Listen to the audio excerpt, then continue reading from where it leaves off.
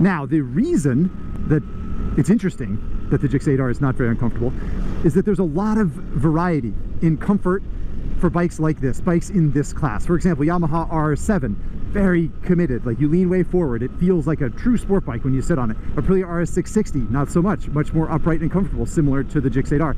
That's something that is a common misconception in this class and in the sort of world of motorcycling, because you see the bodywork, you see the company labeling it as a sport bike, and you're bound to think certain things, and it's not always clear exactly what the outright feel of the bike is like. And this one is definitely on the comfortable side of sport. It sort of feels like a sport touring bike. So some people are going to hear me say the word sport touring and they're going to be like, oh, that's lame. It's not, I promise. Bear with me, we'll talk about sporting prowess a little bit later. But on the topic of taking this bike on a longer trip, I did get some questions on the Instagrams about what would it be like to take it on a multi-day trip.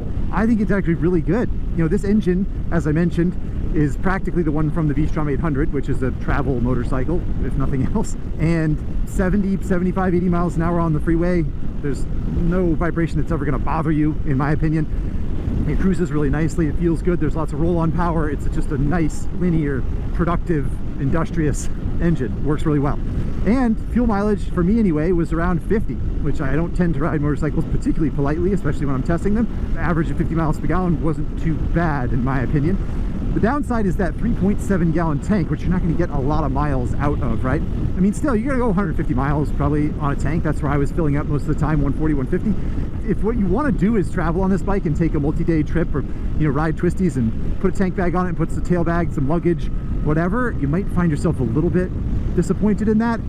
I guess where I'm going with all of this is I could see a Suzuki GSX-8 GT, slightly taller windscreen, you know, up here somewhere, a little more wind protection. You could do taller handlebar if you wanted to, but I didn't think you need to. Maybe a thicker seat, and then some mounts for some luggage back there. I think that's what this bike would be quite good at. And I know that you're going to think that that means it's not a good sport bike, but it's really more of a compliment than an insult to say that this bike could be and is quite good at this kind of thing.